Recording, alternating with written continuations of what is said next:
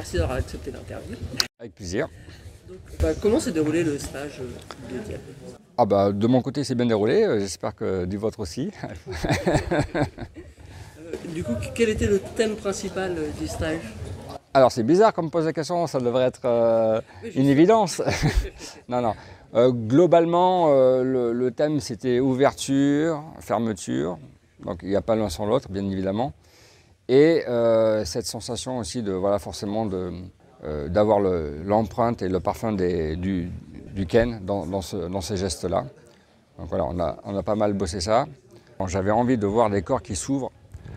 Voilà, et comme je viens de le dire, c'est vrai que la notion de fermeture prend du sens que s'il y a eu une ouverture avant. Donc voilà, on a exploré un petit peu cette thématique-là.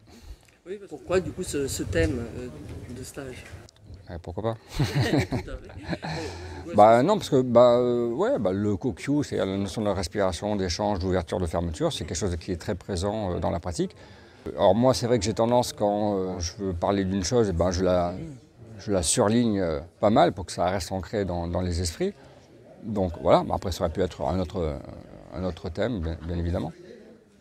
Quel conseil tu donnerais à quelqu'un qui commence l'aïkido? De continuer. Non, moi, je conseille toujours de se focaliser sur l'amour de l'art, c'est-à-dire le plaisir de la pratique avant toute autre considération. Moi ce qui a entretenu mon enthousiasme, c'est vraiment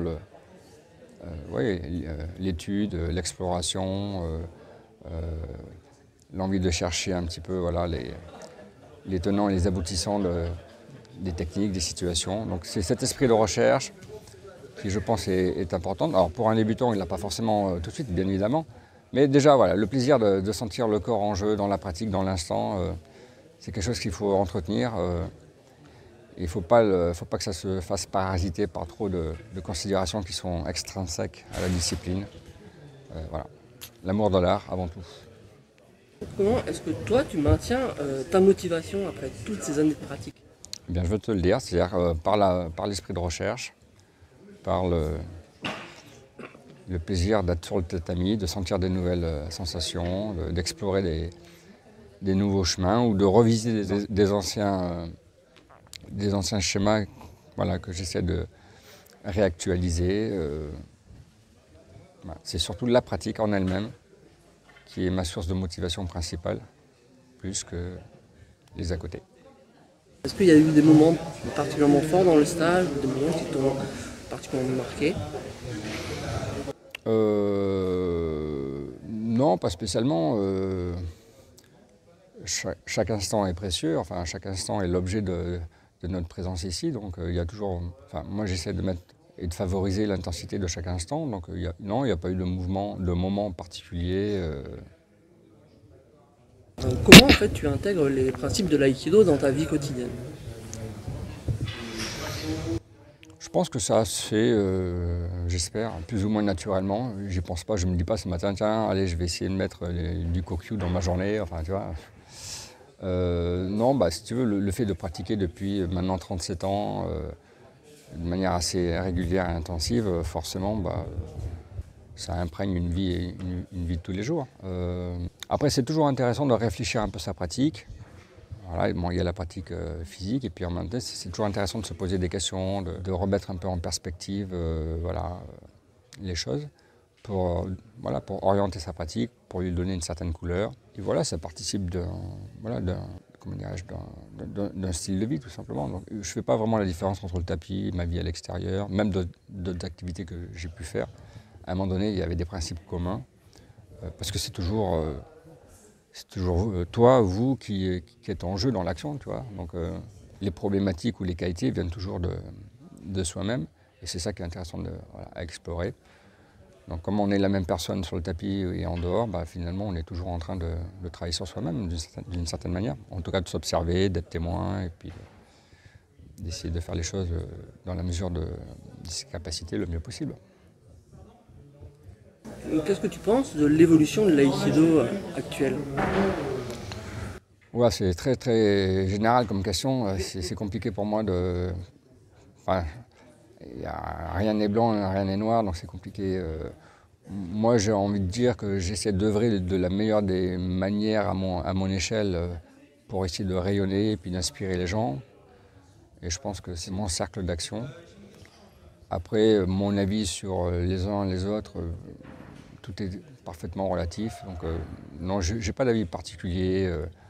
J'ai pas envie de dire qu'avant c'était mieux que maintenant. Enfin, bon, tout dépend des contextes, tout dépend des personnes, tout dépend voilà, des circonstances.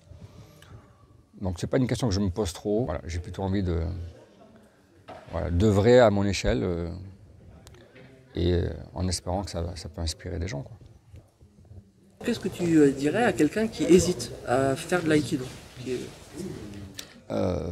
faudrait connaître les raisons de son hésitation. Alors moi j'ai toujours été d'un caractère... à la base j'étais assez timide comme adolescent, donc tout était un peu difficile pour moi. Enfin, c'était une épreuve que de faire quelque chose. Donc à un moment donné je me suis mis un peu comme défi de jamais dire non. Et c'est devenu un peu un mode de fonctionnement. Donc voilà, dès que je sens qu'il y a quelque chose qui est un peu gênant ou un peu qui pourrait me contraindre, etc., un peu par défi, voilà, je le fais, puis finalement ça se passe bien. Parce que c'est toujours ce qu'on cogite avant qui fait qu'on a l'impression que c'est insurmontable ou c'est difficile.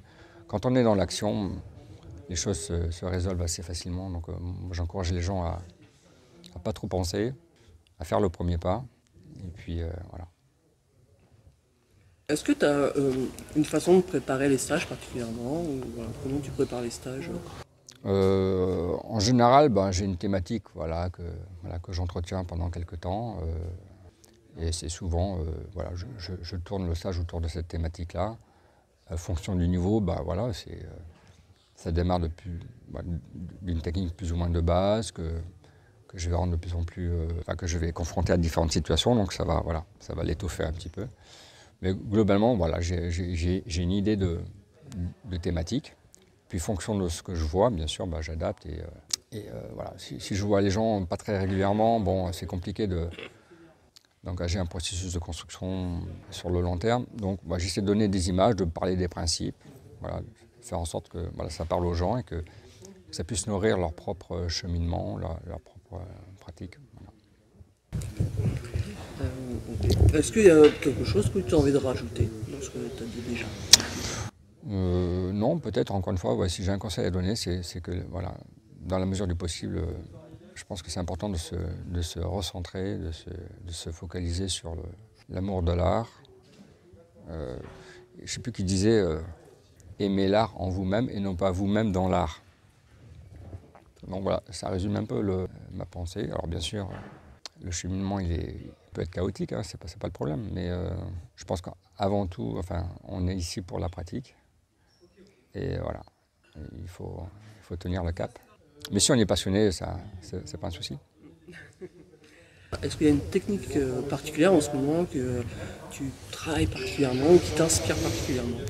Non, pas réellement. Après, c'est vrai que certains mouvements vont mieux illustrer la thématique du moment.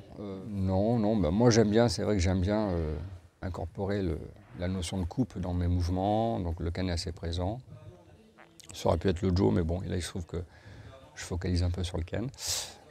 Sinon, non, j'aime bien tous les mouvements. Après, il y a des mouvements qui me paraissent plus difficiles que d'autres, bien évidemment, mais non, j'ai pas une vraie préférence. J'aime bien Kaiten Nage, j'aime bien Ikkyo, même si c'est difficile. Si tu veux bien, l'idée c'est en dernier que nous démontre du coup soit Ikkyo, soit Kaiten Nage, comme on a parlé. D'accord. Et puis Florent va faire le clé. Ok, super. Merci beaucoup.